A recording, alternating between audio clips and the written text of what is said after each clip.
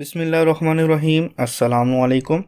اس week کی recipe میں سوجی کے لڈو بنائیں گے۔ لڈو کو بغیر چاشنی کے بنائیں گے۔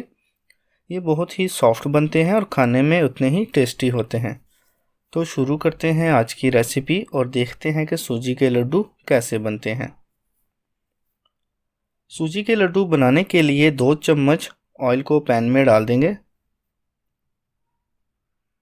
اب اس میں 1 کپ سوجی کا ڈالیں گے اور اس کو لو فلیم پر اچھے سے بھون لیں گے۔ فلیم کو ہائی نہیں رکھنا، یہ نہ ہو کہ سوجی جل جائے اور لڈو میں سے جلا ہوا ٹیسٹ آئے۔ آئل بھی آپ نے اس میں زیادہ نہیں ڈالنا، اگر آئل اویلیبل نہ ہو تو آپ اس میں گھی یا پھر دیسی گھی بھی ڈال سکتے ہیں۔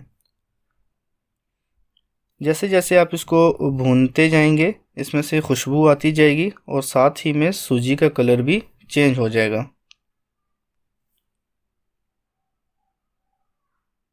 5 منٹ تک بھون لینے کے بعد اب اس میں آدھا کپ کوکونٹ پاؤڈر کا ڈالیں گے۔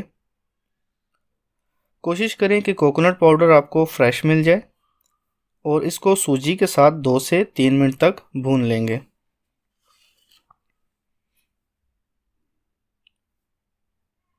اب اس میں 1 کپ چینی کا ڈالیں گے۔ اس کو میں نے پہلے ہی پیس لیا تھا، اس طرح کرنے سے یہ جلدی مکس ہو جاتی ہے۔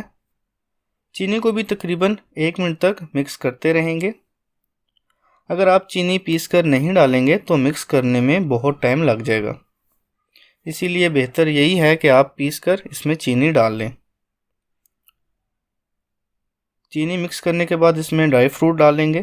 ڈرائی فروٹ میں سے 2 چمچ باریک کٹا ہوا پستہ ڈالیں گے، 2 چمچ باریک کٹے ہوئے بادام ڈال دیں گے اور 2 چمچ کشمش کے ڈال دیں گے۔ اب اس کو بھی 1 منٹ تک لو فلیم پر بھونتے جائیں گے۔ گرم گرم سوجی میں یہ اچھے سے بھون جاتے ہیں اور ٹیسٹ بھی اچھا ہو جاتا ہے۔ 1 منٹ تک بھون لینے کے بعد اب اس میں دودھ ڈال دیں گے۔ دودھ کا اس میں 1/4 کپ ڈالیں گے۔ اگر آپ دودھ اس میں زیادہ ڈالیں گے تو لڈو نرم پڑ جائیں گے اور اگر کم ڈالیں گے تو لڈو سخت بنیں گے، اسی لیے ہر چیز کی کوانٹیٹی آپ نے پوری ڈالنی ہے، کوئی بھی چیز کم یا زیادہ نہیں کرنی ورنہ لڈو اچھے سے نہیں بنیں گے۔ تقریباً اس کو 2 منٹ تک لو فلیم پر اچھے سے مکس کرتے رہیں گے تاکہ دودھ بھی اس میں ابزارب ہو جائے۔